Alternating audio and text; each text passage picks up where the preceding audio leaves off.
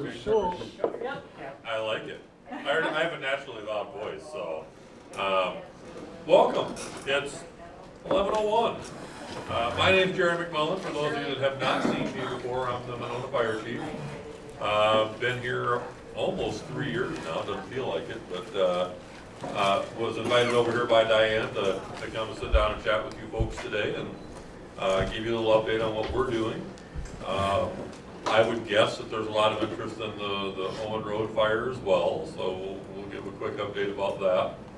And then some of the new programs that we've got that we're starting to help the community be a little bit safer here with all the big events that we have going on every year. So I will start out with the Owen Road fire and the updates that I can give. If you have not heard of the fire, had a big fire over at Owen Road at Monona Hills, 353. That was on March 18th. That sounds about around there. So it's been about a month and a half. We worked for the first couple weeks really hard to try and make sure folks had a place to go, could get whatever we could out of the buildings. So everybody calls the fire department when there's an emergency. That's great. Afterwards, once we're done with our investigation, which happened within the first 18 hours or so after the fire, I don't have any more right to go back on the property. So as long as I'm there, I can go on the property and do whatever I want. As soon as I leave and all of our folks are gone, I can no longer go back and make demands on that property at all. So I got a lot of phone calls from people saying, hey, I really want to get this out of the building. Once we're gone, it's no longer ours. It's now the responsibility of the building owner. So I had to redirect a lot of people to call Meridian to have them work to get stuff out of the apartments. We did the best we could and we worked with them to get what we could out. They're currently rebuilding. What's that? you sure are. They are definitely rebuilding. From the get-go. So my goal after this particular fire was to get sprinklers put in. It's current code. Any apartment building that size would have sprinklers put in. This is the third time that we've burned the roof off of that building. First time, unfortunately, we had a fatality, but this is the third time that exact portion of the building is burned. So, in working with our architect and with our city attorney, unfortunately, I can't require them to put sprinklers in, as it's considered a repair instead of an alteration. Since they're rebuilding it to the original plans that were submitted, they're not changing any rooms or anything, I can't make them put sprinklers in. We are making them put in a new fire alarm system. We're working with them to try and get a sprinkler system put in there, but there's a lot of forces both for and against that, unfortunately. And I can't just mandate that they put one in. I would love to, but I would lose in court. So, as for a cause, the official cause is undetermined. So we have a very good idea of what started it and where, but in the fire service business, unless I can rule out everything else, it's automatically undetermined. So where that fire started, there's a couple of things that could have started the fire that I can't rule out for sure. So because of that, that cause will always be undetermined. There's no way for me to come out and say it was definitively this, even though I know what it was.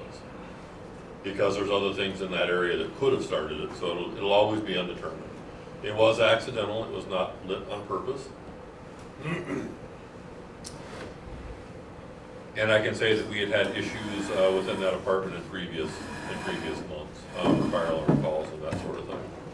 So that's the update I can give. They are going to rebuild, they are going to reopen. I think their goal is to be reopened in the next probably 8 to 12 weeks.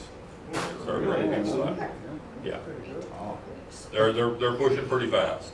That's a federal building, isn't it? What's that? A federal building? Yeah. So what I understand of housing subsidies, I could probably fit in the bottom of this microphone. But in all the discussions with Meridian and why they're working under a timeline themselves, that they have to get people back into the building, which is one of the forces against putting a sprinkler system in, of the amount of time that it takes. So I fully expect they'll be open by midsummer. They're moving pretty fast. So other than that, Myself and the police chief just worked on a public safety announcement this morning. We're coming into special event season with all the busy stuff happening in town. We've got the Memorial Day Parade coming up, which I see we have a lot of veterans here, so thank you all for your service. We appreciate it. You'll see us at the Memorial Day Parade. Everybody here's heard of Waukesha, I'm assuming, and then the parade tragedy we had there at Christmas time a couple years ago. I will go on record, especially because we're being recorded by our wonderful community media folks here, that we are prepared for that. So we took the lessons that everybody learned from Waukesha. I can let the police chief talk about the law enforcement side, but from the fire side, how many of you have heard of Paradigm in Middleton, the shooting that happened over there a few years ago? So with that, with the Waukesha thing, we made it a priority at the fire department this year to get our folks up to speed with, they call it Rescue Task Force, for active shooters, for violent incidents like the Waukesha parade issue with Paradigm. So we went down and myself and another member went down and got certified in Rescue Task Force, which is a fancy name of saying we don't wait outside anymore. We don't wait anymore. So back when I started doing this, I say almost 30 years ago, from a fire and EMS standpoint, if I went to an incident that there was any possibility there could be harm coming to my firefighters, we sat outside. Till the police department says it's safe, seems secure, then we'll go in and help. Then Columbine happened back in 1999. And Columbine, one of the first big school shootings that made the news, fire and EMS did what they always did. They sat and waited and let the police department clear that entire building. And a lot of people died that day because everybody that got shot basically bled out. They were waiting for police to secure the scene. So fire and EMS is sitting outside with 26 ambulances and nobody's in the building. So what we've accomplished this year so far, excuse me, thanks to community donations, thanks to a grant from TC Energies, we also got a donation from the Walker Project, which is a relatively new foundation that got set up. We have the equipment. We have the same vests and plate carriers that our police department wears. We're getting helmets. We're getting bags filled with supplies specifically to help stop bleeding. That's what this whole goal is we don't sit outside anymore. If there's an active shooter at the school, again, we have big schools here, I can't wait for my police department to clear 150,000 square feet when there's gunshot victims in there. So when they clear an area, we're right behind them, coming right into the area they just cleared, with police department support still. We're not going in by ourselves, but there can still be an active incident going on, but we're not waiting anymore. So our goal this year is to get our entire department, police department and fire department, on the same page with this, with the equipment. So events like Memorial Day Parade, the festival, that we have a team ready to go, standing by. So if something happens, we have people right there, and we're not caught behind the 8-ball trying to get people there. So you'll see me out at the Memorial Day Parade if you're there. You'll see the giant command vehicle from Dane County. I'll be right there with my full-time member that attended with me. We'll be in vests, have our bags, we'll be visible. You're welcome to come up and say hi, I encourage it. Makes us look a little bit like police officers. I say we're wearing the same plate carriers that our police officers wear. It says big Rescue Task Force in red letters, doesn't say police department. And plus I'm 7 foot tall, so I kind of stand out anyway. But come up and say hi. Our goal going forward is that we have a team of 2 equipped at every special event that we have here. So you'll see us at the festival this year. You'll see us at the marathons that are coming through. You'll see us working these events prepared. And talking about marathons and runs, everybody remember the Boston Marathon bombing? Same thing occurred. We had a bad incident occur and nobody there to help. Everybody jumped in, everybody did a great job, saved a lot of lives. You know what saved the most lives in that event? The number one thing that saved lives was tourniquets. You gotta stop the bleeding. It doesn't matter whether it's a gunshot victim, bombing victim, somebody gets run over by a vehicle like in Waukesha. The number one thing that we can do is to stop the bleeding. That's what our goal is to get in fast, stop the bleeding, then we can get people out. Because once I stop the bleeding, you're stable. That's cool. You can sit there and wait for a few minutes while I get people to get you out. But our goal is to send our team in as close to the heels of our police officers as we can for active incidents and get tourniquets placed and chest seals placed and stop the bleeding. So then we can get another team and start moving people out. So you'll see that that's one of our big projects this year. Tied to that I've called it a stretch initiative. We're small departments. With myself, I have 10 full-time staff on Monona. That's what we have. We have a bunch of volunteers, which put in a ton of hours. The police department, I think you're what, 20? 21 of us. 21 staff for a city of almost 9,000, with events like Memorial Day where we're bringing 50,000 people here. That's our event, and we're staffing it with our people. Madison's helping out on the police side. The festival, we staff that event. We have 30,000 people here over the weekend, and we staff that event. So what we've done is tying to this life safety of we need to stop bleeding, we need to do things quickly, is we're equipping all of our police officers with their own personal, they're called IFACs, or individual first aid kits, that have a couple tourniquets, that have chest seals, that have Narcan because we have a lot of overdoses, that have the ability to stop bleeding and provide life safety stuff immediately before we get there. Because again, we're limited. Today I've got 2 people on the ambulance and myself. That's what we have today. So if they can stop the bleeding before we get there, the odds of them surviving are that much higher. And from a personal standpoint, it allows our police officers to take care of themselves. Part of the training that we get and the police officers get is how to apply a tourniquet to themselves. Because in a lot of cases, we're a small department. If it's my school resource officer at a shooting at the school, it's just him. Until there's more people that gets there, it's just Officer Winch. That's all there is. They're trained to go towards the gunfire and deal with the threat. But if he gets struck by gunfire, he needs to be able to put that tourniquet on himself. There's nobody else to help him. He's got to do it himself. We do it in no light, we do it in low light, we do it every condition we can think of. So if something happens, they can put tourniquets on themselves and protect themselves. So a lot of good stuff happening. It sounds like a real bummer because we talk about the active shooting, but our real goal is to make sure that the city is safe, that when people come here for these events, when people send their kids to the school, that they're safe, that our folks are equipped to deal with this. And right now, we weren't. There's a lot of places that aren't and don't get equipped until after something bad happens. We had the ability to get this stuff in place.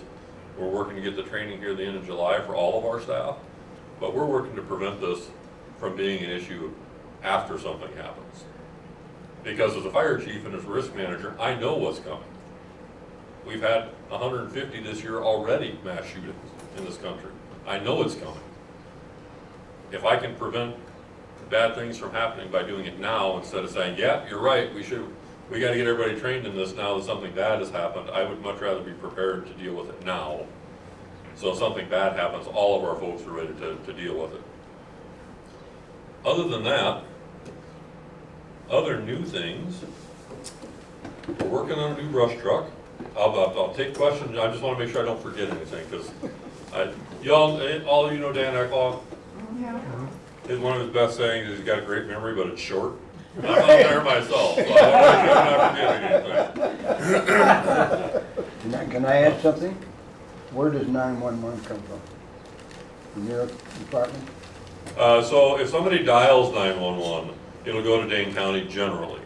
If you dial from a landline within the city here, it's going to come to our police dispatch center. Our dispatch center dispatches the police department. They'll forward on fire and EMS calls to Dane County to get dispatched because we're a county resource as well as a city resource. So all of our stuff comes from Dane County. That does not prohibit our police department from, if something bad's happening, they're going to let us know quickly. Well, I'm going to So- add that my wife has called 911 several times before she passed away. Terrific service. Well, I appreciate that. Terrific. My goal is to get that type of response from everybody, even when people are having bad days. So if you haven't seen me yet, you'll generally see me on calls. I generally go on calls with my ambulance because I want to show my crews the type of service that I want here. So you'll see me next week. You'll see me on the ambulance all week long because I'll be here all week helping to cover the ambulance. So yes, ma'am, you had a question. I've never heard the term before, chest seal.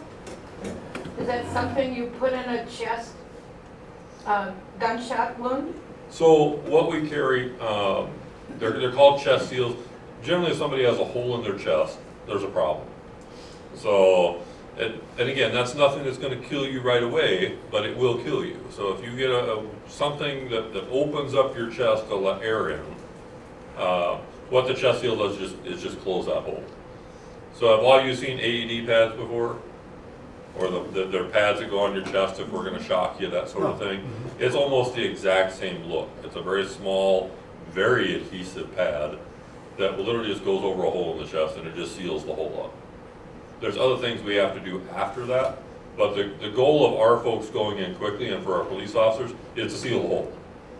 I can deal with all the bad things that came with that hole afterwards, but the goal is to close that hole up. So that's part of what we carry. So the rescue task force team literally carries like 4 things. That's all we carry. We carry tourniquets, 2 different types of those. We carry chest seals. We carry some gauze for packing wounds, but we don't take the time to sit, and if you have a cut in your arm, we don't deal with that. We deal with massive injuries, massive bleeding. And we carry a red glow stick. So people that we feel as we do our quick assessment will drop a red glow stick on top of them. Those are the ones that the next team in looks for. They look for that red glow stick. These are our most critical patients. Let's get them out first. Everybody else we can help as the minutes go by, but the people that we deal with that we feel are critical will light up with a glow stick, and then the next team behind us will actually work to carry them out first. Can I ask Absolutely. another one? Going back to the Owen Street fire, as you face the building, did the people on the right have to leave too? Yes. Everybody Yeah. had. Yeah, so we had smoke and water damage throughout the house, or throughout the building. So the way that building is designed, it's an open roof line that goes all the way across. There's no stops on it. There's 3 sections. There's the center section, the south section, and the north section. Once the fire got in there, the fire and smoke ran all the way across. So tactics-wise, again, Chief Eckloff, who is my living historian here at the department, has been at all 3 of these fires. He knew right away, well, we need to do a trench cut at that center section to stop the fire, because that's what they had to do before. And it worked, it stopped the fire. But the smoke and the water ran through the rest of that side as well. So the damage was far more limited on that side, but it still requires remediation. All the drywall's got to come out, the electrical has to be repaired. So everything had to come out of that building from the inside. And I saw men in puffy white uniforms and shield and a large blue vacuum cleaner like cord going in. What were they sucking out water? Yes. So they brought in a semi-sized air dryer basically. We were very lucky the fire occurred when it did. If that fire would have occurred in July, that entire building would have been infested with mold within 2 weeks because of the amount of water that was in there. So it was still cold enough that after several weeks there was still mold issues in there, but not nearly what there would have been. So that's why they were wearing suits. Plus that building is old enough and there was enough water damage. The previous 2 fires didn't make it to that north side where this one did, at least the water damage side. So there is, I believe there was some asbestos and lead that they were remediating in there as well, pulling all that out on the north side. So that's why they would have been dressed up in the suits. Any way you could insert some type of fire prevention wall, like in the middle, so it doesn't? So I spoke with colleagues who are far more better at this than I am, who deal with building repairs and alterations. The comment I got back from one of my fire protection engineers is they could tear that building down to the sill plate. And as long as they rebuilt it to the original layout and the original plans, it's a repair, it's not an alteration. So as long as they don't change anything, they can rebuild it back to 1978. And nothing, there was still a fire alarm system required at that time, so that they're gonna have to bring up to code. But other than that, as long as they don't change the layout, they can do exactly what they're doing. Yes, ma'am. Relating to mass shootings, the ARR weapons, that is, wounding is different from a gunshot, right? So you're talking about like the AR-15s? AR-15, we need to understand that it's so powerful. So, and I'm speaking completely off the cuff here, I will let the chief answer that officially. But from a paramedic standpoint, Yes. if somebody is shot with a handgun, so your standard handgun, anything from a 9mm to a 45 caliber, the damage from larger weapons comes from the velocity of the weapon and the fact that a lot of these rounds tend to tumble. So the injuries from bullets that tumble, they cause bigger wounds inside. But from a paramedic standpoint, I treat them all the same. If it's a hole, I cover it. If it's bleeding, I stop it. For me, it doesn't matter to me what the weapon is. Somebody will die just as fast from a handgun shooting as they will from a rifle shooting if there's nobody there to help them. Just because the damage interior may be less, the bleeding is the same. So from a paramedic standpoint, a weapon is a weapon. And same thing, it could be a vehicle, it could be a handgun, it could be a rifle, it could be a knife. But an AR-15 is faster, why is it so damaging? I'll let the chief answer that. I defer to specialty and he deals with weapons. I deal with the aftermath, he deals with the how and why. But any other questions? Otherwise, I will pass it over to Chief Cheney. Yes, I sir. was just wondering if the technology that the different communities could use for the parade, like truckee glass, that is bulletproof to guard all these spectators that watching the parade, so that no crazy bullet gets to the people. Yeah, there's a lot of things that can be done. The balancing point for public safety and risk management is what can we do to protect the people that are there without making it a $1 million process. Because again, there's a cost to all that. So the DOJ did a threat assessment on our parade and our plan and how we plan to deal with the parade, which is I think the first year they've done that. And came back very positive. We have a very good plan in place for protecting the folks there. But there are some limitations, sheerly physical limitations and financial limitations for protecting such a large venue. So we also, my last update, which I just about forgot, last week we actually hosted a gentleman from the Nevada State Police, who was the police side incident command for the Las Vegas Harvest Music Festival shooting that occurred there a few years ago, where the gentleman was in the MGM Grand, shot a whole bunch of people, hundreds of people were injured, 800 and some people were injured. Yeah, 74 people died from the assault. One person in a hotel room by himself did all of that damage. As he put it, we're lucky he was a poor shot. He tried to blow up some jet fuel storage tanks across in the MGM Grand, which would have been a huge number of casualties. He tried, he just, to be frank, couldn't hit the broadside of a barn. He shot 8 times and hit it twice. So, but unfortunately, when somebody's elevated like that, all they have to do is shoot down. All the people are sitting right down below it. He didn't have to aim at anything. He could just aim the weapon down and let it go. And it was another good example of why we need to have people there. And a really good reason why our officers carry long rifles for our events. They're not allowed to carry long rifles in Las Vegas at these special events because they feel it scares the patrons. So they have to be in high visibility vests and not carry long rifles. So our officers carry long rifles at these events. Not that they're out to scare anybody, but if you need them, you need to have them now. You don't need to have them sitting in your car 6 blocks away with 1,000 people between you and that. They need to have them right now. So I'm glad that our officers carry them. I think they're fabulous. I feel a lot safer at these special events. Again, I'm a big target. I'm 7 foot tall and I wear a white shirt. So if you see me in rescue task force gear, you'll see me behind people like him because they carry guns. My folks will not be carrying guns. There are some instances of rescue task force armed. Our people will not be. Our people will not be carrying weapons. But if we go in, we're going in with law enforcement partners that are armed because it's still an active scene. So I want them carrying long guns. I want them kitted out and ready to go, because they're the ones that are gonna protect me and my people as we get in to start stabilizing people who are injured. So, I think that's a good segue into the police department stuff, so. Questions, right? Yes, sir. Did that building that burned have sprinklers? No, sir.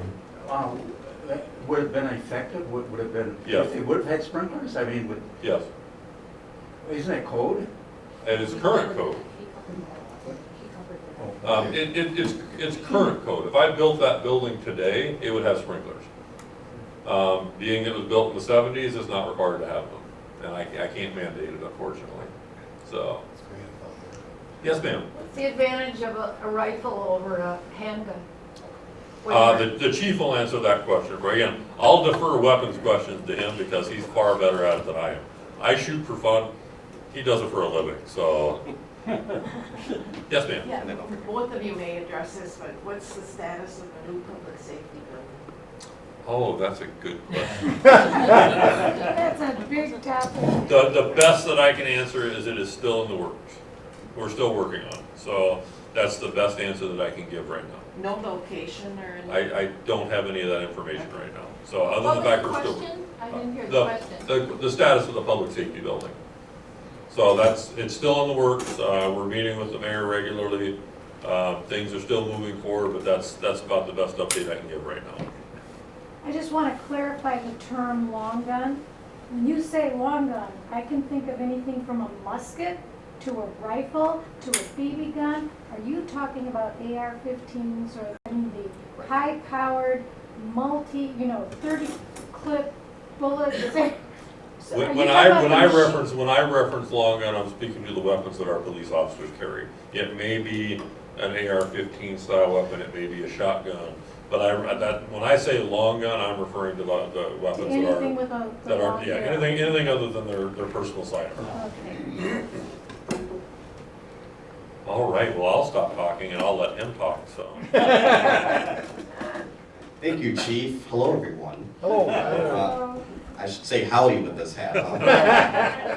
Well, it's wonderful for all of you to decorate for me today. I appreciate the theme. I see yeehaw in the back. Good timing. No, well, might as well get this covered first. Our wonderful new Stetsons. I've got a lot of questions about the Stetsons. We rolled these out last October, actually. You probably didn't see too many of us wearing it because we wore winter caps instead to keep our ears warm during the winter months. I'm going on year 2 in June. The chief and I, many of you know, because I've said this over and over again, because I really enjoy working with Jerry. We worked together for several years at the city of Madison, where he was on the fire side, I was on the police side. So lucky you or unlucky you, we have this good working relationship with one another and are able to just read our facial expressions and figure out what type of day it's going to be for either one of us. And as the chief says, best day ever, every day. If you want to believe that, that's great. So he really does. He really does provide a wonderful, positive environment here for all of us.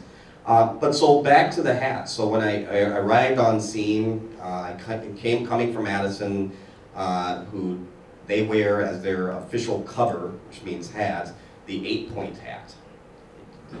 Many of you picture what that is. So it's a police hat with 8 different points on it. Oh. Right? So there's 2 different types of hat. There's like the round, what I refer to sometimes as the bus driver hat, which is more of a round top to it, and then there's an 8-point hat. There's several other styles of hat that are law enforcement wears, not only in this country, Canada, but around the world. And I'm just not a fan of those 8-point hats or those quote bus driver hats. We didn't have an official hat, really, that the officers wore every day, that they could wear in addition to the baseball cap. You've obviously seen that. The baseball cap is great for sort of day-to-day activity, in and out of a patrol car. You don't have to worry about taking this thing on or off like I do, or keeping it clean. It's more forgiving than these Stetsons. But I wanted our officers to look sharp. We had, unfortunately, had to attend a couple of funerals for service members, for officers, for retired fire service personnel who have died And so imagine us out there with either no cover, for those of you who are in the military, you know that's a no-no, and or with baseball hats. Probably faded baseball hats because they're wearing them every day and out in the weather. We needed to play the part and look more presentable and be better representation of this community. So I posed a challenge to our staff, our officers. I said, here are your marching orders. Come up with a new cover. Come up with a new official police hat for the Monona Police Department, but it can't be these two things. It can't be the 8-pointer, it can't be the round, what I consider bus driver hat. And so they met the challenge. So they came back with an ideal of a Stetson, and I will tell you, as a city slicker, born and raised in the city of Chicago, I was like, what the heck is this thing that you want me to wear? But I'm open. I'm open to ideas and trying things out, and so I said, you know what, do a little research, figure out what agencies are wearing them and what they feel about them and how they came about and what the public perception is of them. You know, Stetsons are common in the South. Many of you who've traveled down to Texas or Louisiana or even some parts of Florida, it's very common for police officers and law enforcement there to wear the Stetsons. I think one of the most prominent agencies are probably the Texas Rangers. Their state police agency in Texas that wears these hats. But you go anywhere, you go to Houston, you go to Dallas, you go to Fort Worth, you go to Austin, you'll see these hats. But you also go north of us. A lot of people probably don't know that. In Canada, they wear the Stetsons as well. The Mounties wear what's called a Stetson, more circular hat, sort of like the state troopers wear here in the state. But in Calgary, Alberta, Canada, which is a population of, I think, close to 1 million or so, their police service, they all wear Stetson hats. Calgary is the west of Canada, right? And so they have one of the biggest rodeos in the world that they host there in Canada. And so we reached out to Calgary, we reached out to Fort Worth, Texas, and we asked around and got some feedback from them and where they got the hats and how their officers felt wearing the hat and how the public perceived them with the hats. And obviously we received some overwhelmingly positive feedback from those agencies. So I directed a handful of officers to try on the hats and put them in the field as for a trial basis over a couple of months. And we wear body-worn cameras, and I asked them to be sure that during these interactions with the public that if it was appropriate to record these interactions, because frankly I wanted to see how the public responded. Obviously I trust our officers in giving that feedback, but I'm a visual person. I want to see the facial expressions when they first see these hats and some of the contacts that they've had. I can tell you, even the people we've arrested, even the people who may have resisted us and who are the grumpy folks, as we call them, who we had to go hands-on with, everyone was very positive about these hats. It was either a compliment or a joke. We'll take either. We'll take either, because that's what jokes do. I mean, we're lighthearted folks. You have a wonderful group of officers and dispatchers that work for you, and we can take a joke. Actually, a joke is a de-escalation tactic. We're able to bring somebody who may be up here because we're encountering them in a very tough part in their life right now, or a really horrible day, and they can make fun of these hats, and we'll go along with them. Yeah, these hats do keep the rain out of our ears. We'll say some joking thing like that, and they'll go along with it, right? And so we'll bring them down from being really upset and ticked off to, okay, we're humanizing this conversation a little bit. And that's what we've seen during our trial period. Not to mention just wearing them, going into the quick trip or going in to do presentations or wearing them out. We're just at the Lake Loop event this weekend and meeting and greeting folks and making sure it's a safe event. Folks come up to us and they strike conversations about either the hat or about how well it's working, or just in general about Monona if they've not been here before. And so it's a good conversational piece. So overall, a very positive thing these hats have been. So now the city boy is going to be rocking these hats until I retire. So the officers all enjoy them. We don't have the operational funds in our budget to buy these things. They're pretty expensive. This hat on my head is about $200. Really? Yeah, they're pretty expensive, if you get the right one. And we are very picky creatures as cops. We need to be comfortable. We already wear this heavy gear and this uncomfortable vest, and we have to sit, you know, it does wonders on our back sometimes with all the gear we wear. The last thing I want on my head is something uncomfortable, right? And so a good Stetson will run you about $200 that's fitted to your head, that's breathable, right? That is has enough cushion that it's not leaving impressions on your head when you take it off. You can get a Stetson for under $100, but it'll sound like a helmet when you drop it on the ground. So our officers are paying out of pocket, and they want to represent Monona and our new hats, and they like the utility of them too. This literally does help keep the sun off my face, believe it or not, with this wide brim. It's treated for waterproofing, so you know, like some folks treat their shoes or whatnot to withstand some of the elements. So I don't know if you'll see me out in the storm or the rain with it too much, but it's treated for the elements as well. So that's the deal on our wonderful new hats. There's already several officers wearing them every day. You'll likely see more and more of us as the summer, as we go into the summer months here. You might even see me wearing one. And so I think we've successfully convinced the police chief to also don some of these. But how cool is that? You know, one of the things I was going to segue to is how unique Monona is, and I love that. You know, coming from an outsider, not only being the city slicker from Chicago, but then moving to Madison and working in Madison for nearly 20 years. I'm now coming here. I've seen sort of, you know, 3 different organizations and 3 different parts of the Midwest here, or local Midwest area here, and how government functions, and how police function. We're special here, and I say that not only because you pay me, but I say that as somebody who is genuine about some of the work that your public safety team does with limited resources. There are only so few of us, right, you who reside here. And so that's only so much tax base to draw from. We understand and appreciate that.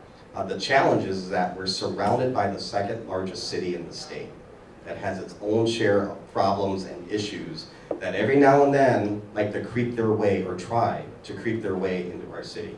So we have to be both tough and smart when we come to doing this job in policing. And we can't do this unilaterally. The police can't do this on their own. We have to work not only with our public safety partners, which goes beyond the fire department, that includes public works, includes parks, it includes the senior center, it includes all of you and the community at large to play that role. You know, our model on our police cars is that we're working in partnership to keep this community safe, right? Partnership includes the relationships that we have with this community.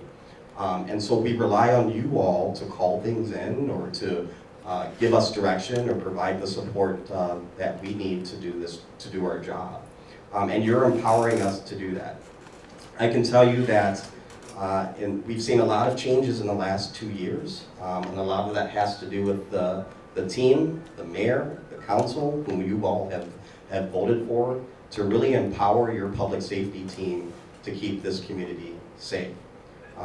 That goes into a lot of things, such as taking a better, stronger look at our policy. We've had policy that on its face would hold up in court, but was it the right policy for Monona, again, a city surrounded by Madison? Did it make sense to have policies where we wouldn't pursue certain vehicles that were potentially suspects in burglaries that have happened here, home invasions that have happened here? Does it make sense to not pursue somebody on foot for certain crimes? All of these things that I think we tended to follow the city of Madison and how they operated, that just in the eyes of council and the public safety committee, and frankly me, just don't fit. Do you need a timeout? Nope. Okay. I had a question for everybody. Okay, question. Can you talk about the K9 unit and how awesome it is? Brennan is giving me a plug. Thank you for that. One of the changes that we've implemented here was we transitioned from a single-purpose canine dog Maya, who many of you may know, is a black lab, retired. She was a long-serving dog, really good at tracking. So if there's a missing person, if there's an article that we may need to trace where somebody discarded the article, she was phenomenal at tracking from A to B. She was also really good at drug work, right? Part of the issue with Maya, number one, dogs don't, as we all know, some of us are pet lovers here and have dogs, they don't last forever, and their skills get diminished and they age quicker than some of us do. So she was at her retirement age as it was, but again, Monona, we need to be conscientious and aware of our surroundings here and what is happening at Madison. Madison had, I think at one point, up to 9 dual-purpose dogs. The difference between a single purpose and a dual purpose. A dual purpose is what I think the average person thinks of a police dog. Likely a German Shepherd or a Belgian Malinois, which is a sort of a, forgive me German Shepherd lovers, but a more fit, nimble, agile canine, canine that's able to do more and last longer. That is what Madison, or a Dutch Shepherd, I think they have to, that is what Madison utilizes. And the reason they utilize these dogs is because you can take them into dangerous situations. Now, I'm not saying that Maya, our wonderful retired black lab, would have licked you to death, but she would have probably considered giving you one lick before she bit you, right? She's not, a black lab isn't necessarily the type of dog that you're gonna wanna put into a dangerous situation in which that dog needs to apprehend somebody, or needs to protect the police or the handler, or needs to, go into a hostage situation, for example. That is a single purpose dog. It's meant for really one purpose, is to be a friendly approach to the resolution. A dual purpose, I don't know why they call it single and dual, because they do more than just 2 things. Our dog, currently, Jocko, was acquired going on about 1.5 years ago with a new handler, Officer Hoffman. He's a Belgian Malinois. We believe, we know he came from the United States military, which they retired him due to some benign factors such as a loose tooth or something like that, which they have very strict standards in the military, more strict than ours. Jocko, as named by the kids here at Winnequa School, by the way, they picked out that name. Jocko is wonderfully masterful at what he does. That duo is exceptionally well, to the point that they are receiving statewide recognition. Jocko and his handler last year received the statewide award for being the Canine Handler and Rookie Dog of the Year of any canine team in the whole state, which was an amazing accomplishment for somebody who's been on the job for 1 year, less than 1 year at the time. Jocko is really good at apprehension.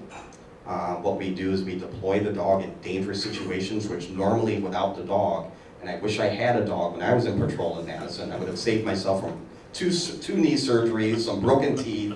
We have a dangerous job, and so when we're running after a perpetrator, somebody who just battered somebody or shot somebody or stabbed somebody, you never know what you're going to encounter when you actually are physically in contact with them, trying to safely take them into custody.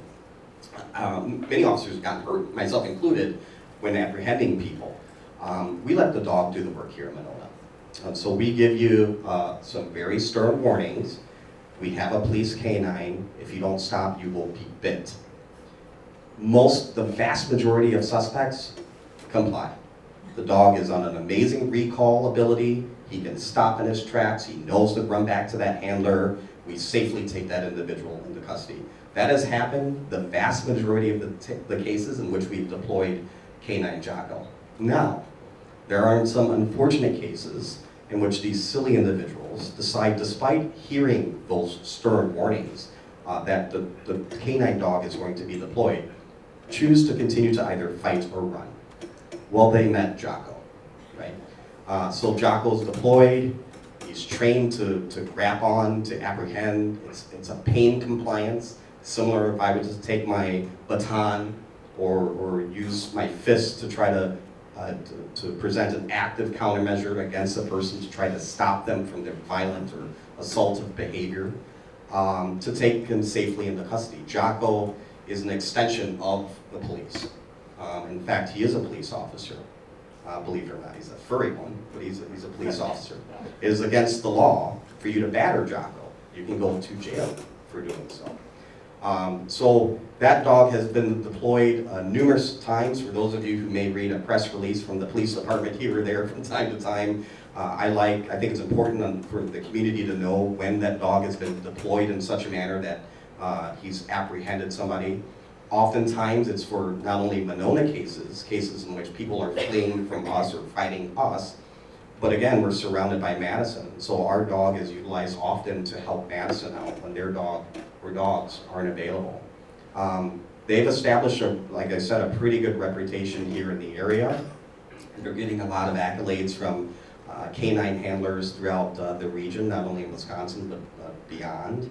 And it's working out. Now, the one thing I will say about the dog is that it's not trained to detect marijuana, right? It doesn't smell marijuana.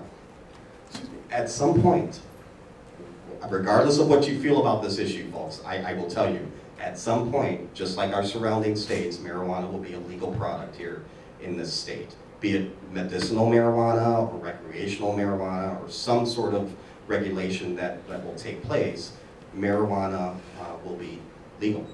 Why should I train our dog to detect marijuana when I know that at some point in the near future, that product is going to be legal?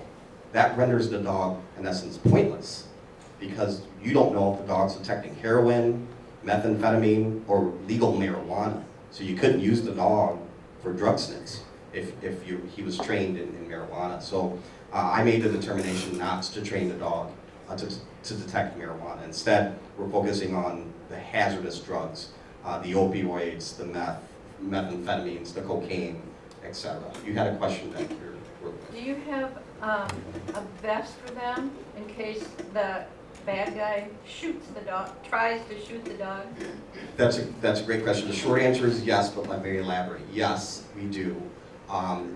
It leads me to explain more about the canine program.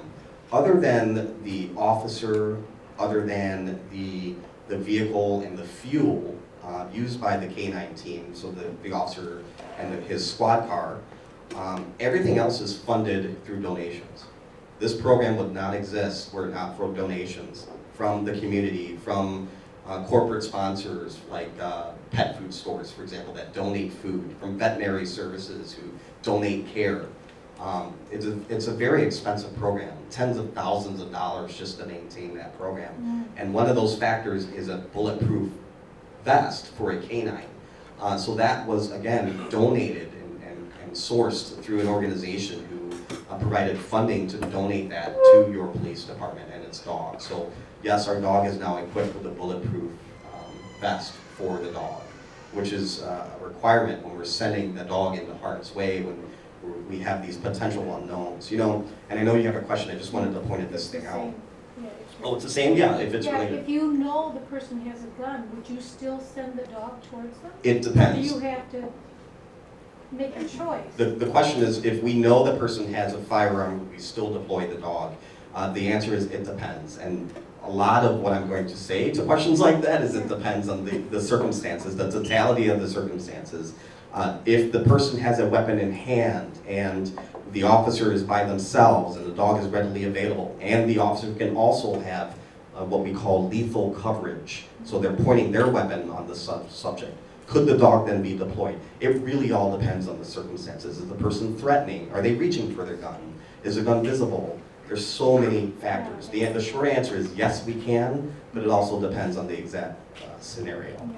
Our job is the dog's job, and this is what's wonderful about a Belgian Malinois. I used to own a Belgian Malinois. He sadly died a couple years ago. Those dogs, we call them alligators, right? Sort of a spin-off of an alligator.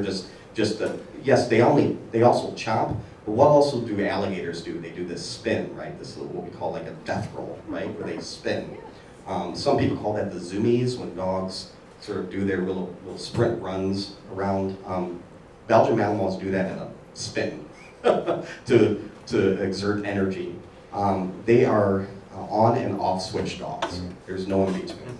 And they're working dogs, and they're loyal to a fault. The dogs will literally commit suicide, obviously unintentionally, jumping off a cliff to help you. They will literally go jump into harm's way to help you. They know nothing else. They want to please you. They're doing it for you. It's a different kind of breed, a very loyal breed, and which is why many police departments are transitioning from German Shepherds, a very capable dog, but now to this newly discovered breed that is more agile, nimble, and loyal. It's a very, very good working dog. Yes? A little off subject, but Walmart, how busy are you with Walmart? Yeah, let me get to Walmart, and I'll go to our other calls for service in a little bit.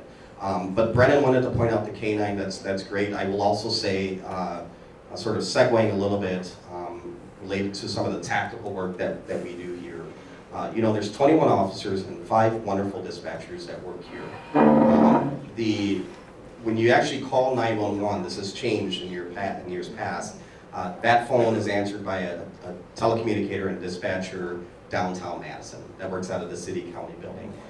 They immediately enter that information into the computer as they're talking to you, and our dispatchers are seeing that information as soon as they hit enter. On their first keystroke, they hit enter while they're talking to you, receiving the call, they hit enter, our dispatcher is reading that on our end here at City Hall.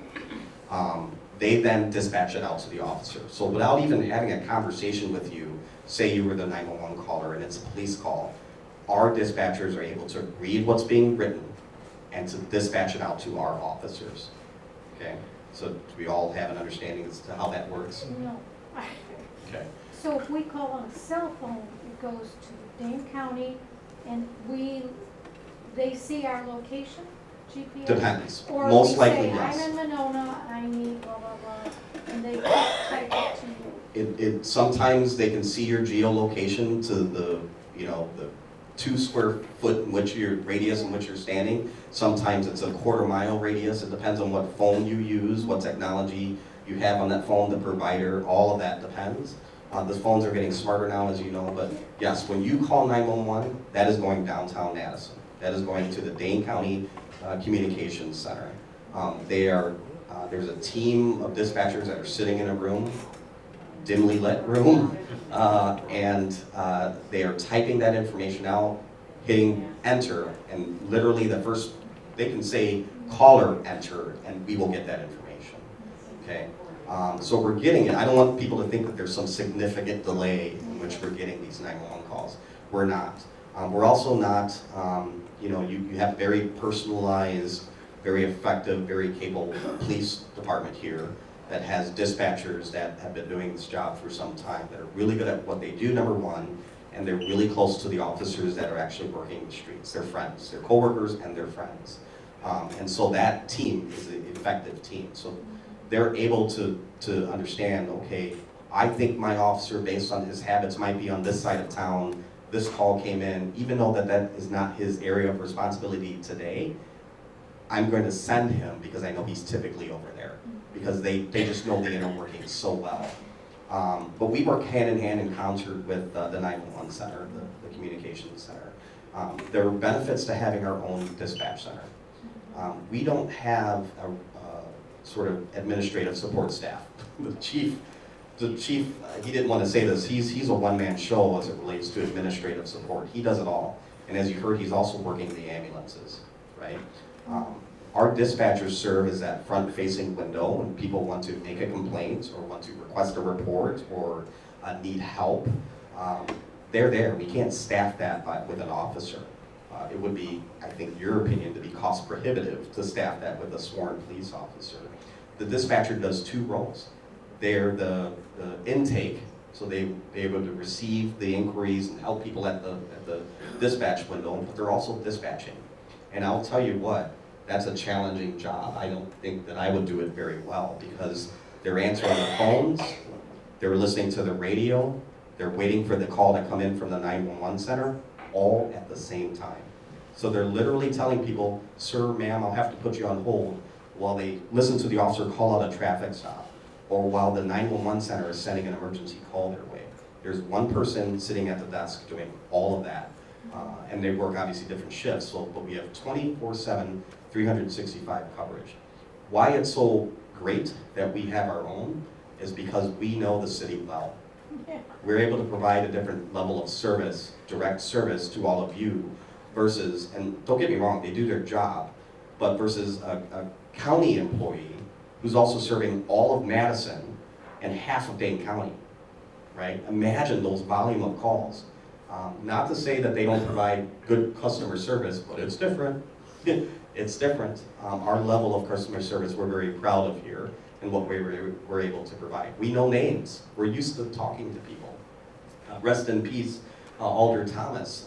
Whenever we would have an inquiry come up from her, oh, hi Alder, how you doing today? And we can tell that maybe something was, amiss, or maybe, the chief needed to get that forwarded sooner, right? That sort of thing. That happens to all of you as well. If we know you, or we recognize the phone number that comes up, we recognize the call history, we know that you're out of town because some of you put in vacation entries in saying that you're going to be out of vacation, please watch the house, or have an officer stop by from time to time. You don't get that level of service if you were in Madison, for example. You may have some degree, don't get me wrong, I don't want to bash my former colleagues over at Madison. But I'm proud of the work that we're doing here, the public safety team and the work that they're doing here. We are very, and I mentioned this at a council meeting with the chief, segueing into the fire briefly. I'll talk about firearms, because I know there were some questions, and I'll talk about Walmart as well, I didn't forget. I mentioned this at council a couple meetings ago, obviously, as I mentioned, the chief and I work for Madison, a very large, respectful organization. The chief's got to go to a call. That's a very good agency, that police and that fire department. In my opinion, and the chief agrees, this is the best in our area. This is the best. What we do with limited resources, 21 cops for an area that is almost literally on all sides surrounded by Madison, and the shootings that they have, and the violent crime that they have, and the horrific events that you can't open up the newspaper or web page without seeing some of the things that are occurring in Madison. We do our darndest to keep that out, okay? And it's not an us versus them. We just like to make known that we do things differently here. We don't have the tolerance for gun violence at all here, any type of violence at all here. We have limited tolerance for people trying to flee from the police. We think we owe it to all of you to at least make an effort to try to apprehend people who are breaking the law, so that they don't go and rob the next person or burglarize the next person. That's what you pay us to do. We take these risks, and we're trained, and we hire people with certain skills and character to do this job. That's why I think it's important for us to talk about the differences between the two. However, I still love my former agency. It's a great group of officers, very intelligent, highly dedicated officers who are doing a fabulous job right across the street. My job is to do more work collaboratively, because we do have limited resources here. So that's why we host things here in Monona, such as the countywide Stolen Auto Recovery Initiative. For those that may not be familiar, we recover some water here. I'm talking for a little bit.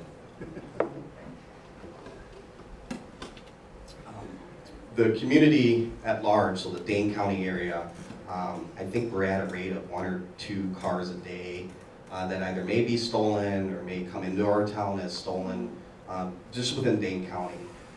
Madison helps keep tabs of all that. The City of Madison Police Department keeps tabs of all the stolen autos in the area, and we get that list of cars.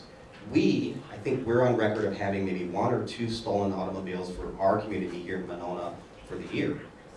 Whereas you look at 1 or 2 maybe a week, and I don't know their data for sure, so you'll have to research that. But in my experience, it's been about 1 a week or so from Madison, if not more than that, in Madison.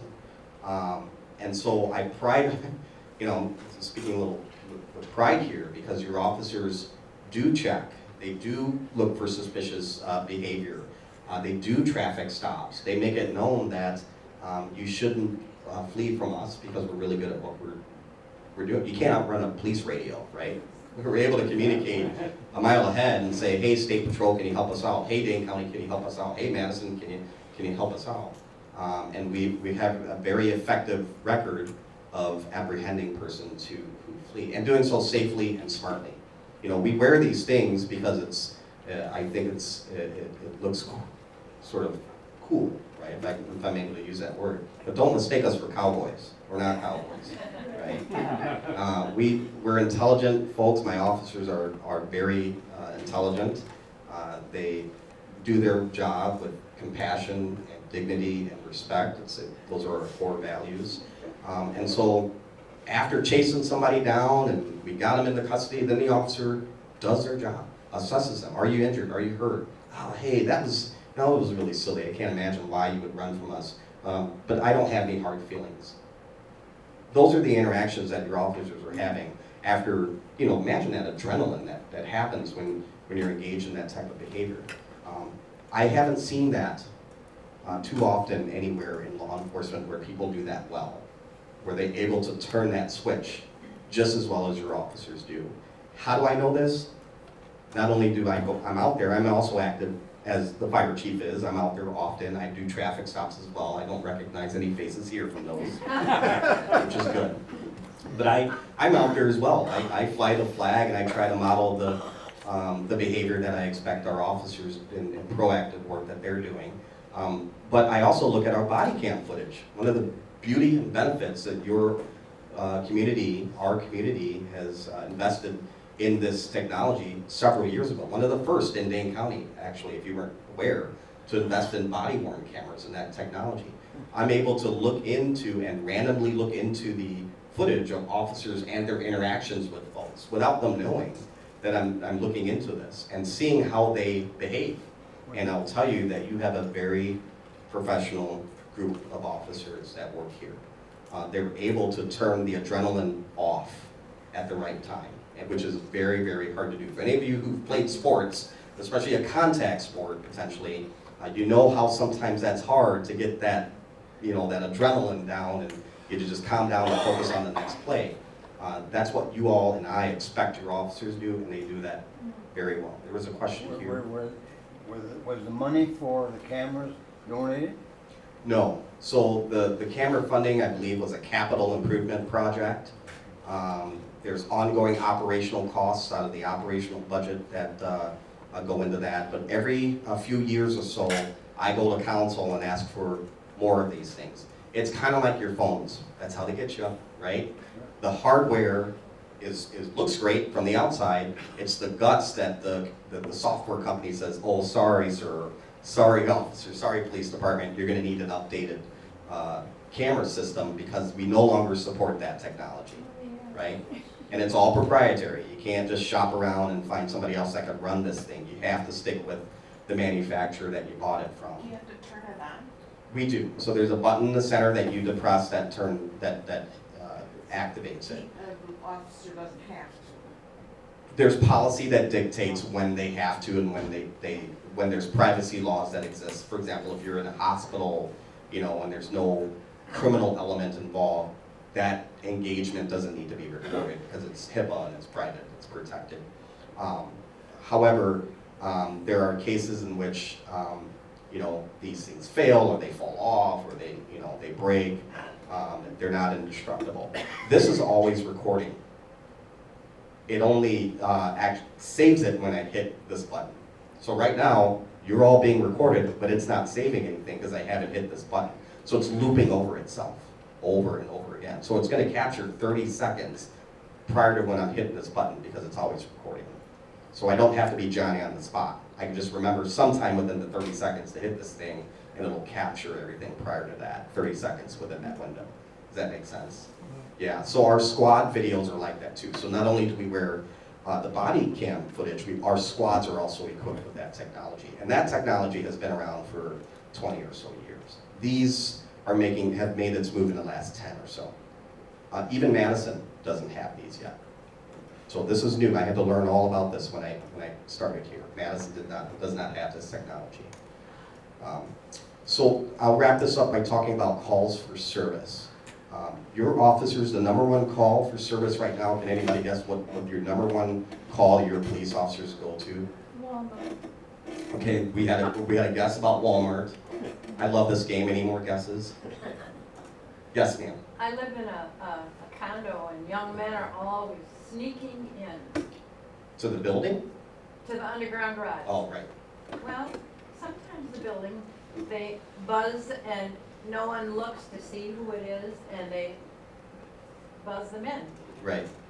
Right. So Walmart, we go to check properties. We call it a check for suspicious person call. I'll tell you this. Here's the answer. #1 is proactive policing. Your officers are proactively making traffic stops, or they're doing special enforcement engagement activity, or they're on foot patrol, or they're checking parking ramps or parking garages, or they're checking doors.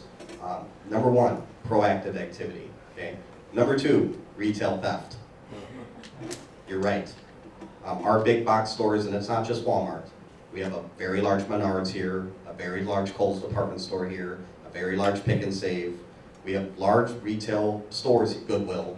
We have large retail stores here that, because of our location, there's many wonderful advantages of living here, right? Because you have all of these conveniences. You don't have to travel 30 miles to go to a grocery store or to go to Menards. That's wonderful, but there are also some challenges that exist with that too. Because guess who's coming to shop there or to take advantage of those stores and to steal from those stores? We have to deal with that. We can't just call Madison because they're from Madison, right? Your officers have to respond to those calls.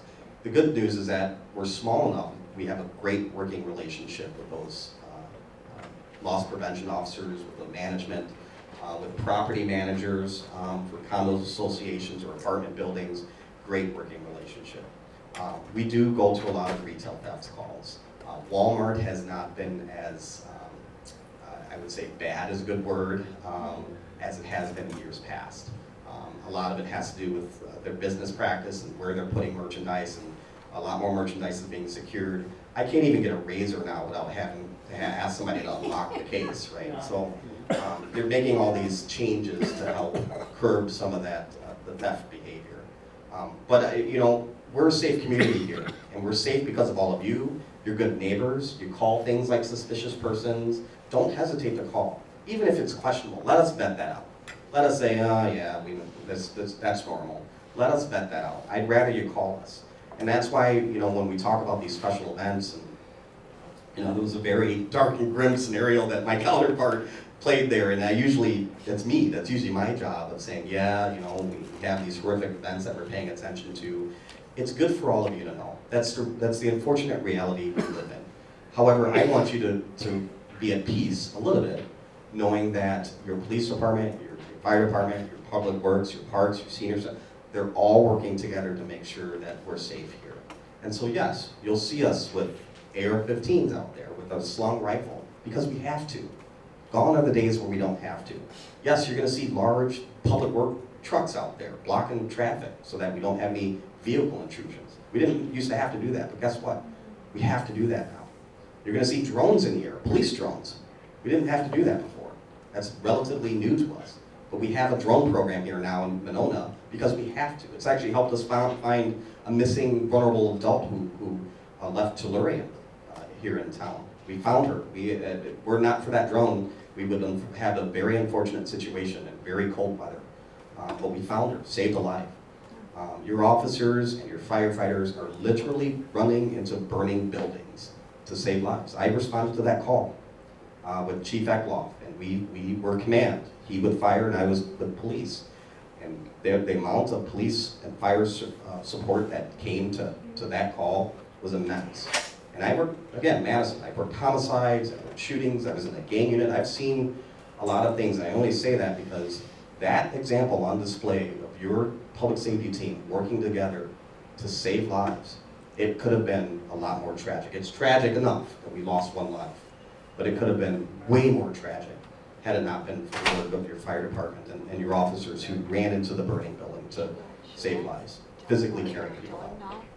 So, okay, there was a couple of questions about rifle, and I just want to get to that. I'm being told to wrap up, so I'm going to wrap up. High-powered ammunition, high-powered rifles do more carnage. The ricochet off the ground alone fragments that high-powered ammunition, which, as you can imagine, think of like a cluster bomb, right? Those fragments go multiple different places. The vast majority of the injuries in the Las Vegas shooting that the chief was referring to, that sergeant, he was only a sergeant for those of you in the military, he was a sergeant in charge of that whole festival in Vegas that had about 10,000 people showing up to that. One sergeant, right? He took command of every law enforcement officer at that scene. And that's who we got here. He was at the Northwestern University Command College, and one of the firefighters called him up and said, could you come to Monona and talk to us? He came. He came in for free. Came and gave a presentation to all firefighters and law enforcement officers who wanted to show up. And the chief and I, mainly the chief, hosted that event. But anyways, what he said was the carnage was caused, of course, by bullets literally hitting people, but more so the fragments of things ricocheting. Okay, I know it's hard to hear. It's really hard to hear. But I think that we have to come to the point of reality here that these are the type of dangers that your law enforcement and firefighters face. So we just have to prepare. And how we prepare for that is we talk about it, we tabletop, we plan for it, we make sure officers are equipped, and we educate folks like you and our policymakers on our needs. Here's what we need. Here's what I need to do my job safely. If the mayor came to me and said, Chief, I don't want you wearing AR-15s out there, she's my boss, folks. I would say, yes, Mayor, military, yes, Mayor, absolutely, no AR-15s. However, this is the risk that we're putting not only our officers, but also the 10,000, 30,000 people that attend that parade if we were not well equipped out there. So that's a decision that the boss has to make. I just make sure that she stays aware and our council stays aware. So I've received nothing but overwhelming support when we deployed rifles last year. Who attended last year, the Memorial Day parade? Did you even notice us out there with rifles? We were out there with rifles, right? So it's a thing that I think just blends into all the other gear that we wear in our uniform. But we were out there with rifles. We had drones. We had the command vehicle out there. We had plainclothes assets out there. We were out there, and that's the goal. We don't want you to worry about it. We want you to be conscientious and be alert. And if you see something, to say something and to call the police. But we don't want you to worry about it. Let that be our job. Our job is to worry about it. We want you to have fun and to be safe. For non-emergency numbers, what is your phone number? 222-0463. That's to the dispatch center, Okay. our dispatch center. Okay. The non-emergency for downtown is 266-4275. So 222-0463 is probably the best number you're going to want to keep on your fridge or plug in your phone where it's not an emergency. Obviously 911 for everything else. And if you have a question or need an officer to come talk to you about something, we can either go out in person or talk to you on the phone, or you can come meet us at at City Hall here. We work for you folks, and I expect my officers to always display the utmost courtesy, respect, and have the integrity in doing our job and not tarnish this badge that we wear so proudly. Speaking of badges, these are new. You guys paid for them too. You crowdsourced this one. We asked the community to support buying new badges for the police department, and now they have our wonderful 3 sales represented on them. Before it was like a cookie cutter you can buy on Amazon. It didn't really represent Monona other than it said Monona on top of it. This is more symbolic of the community we represent, and it's something that cops nationwide carry as a badge of, literally a badge of honor that represents the community we serve. You look at Madison, they got the Capitol. You look at Fitchburg, they got their city hall. You look at Oregon, they got whatever silly thing they have in Oregon. We have our wonderful sales, and I think everyone recognizes this community for it. So thank you for all of that. That was about $10,000 of privately sourced individual and corporate money that paid for that. Yes. We've been residents here in Monona, at the same residence for 67 years. Was it Blooming Grove then? But I just want to say, thanks to both of you, we are very, very grateful. Well, thank you. I will tell you, that feels good. So thanks for saying thanks. You know, we don't get that too much, so thank you. We love what we do, and it's because of all of you. Trust me, I wouldn't work here if I didn't like it. Thank you all. We appreciate it. Thank you.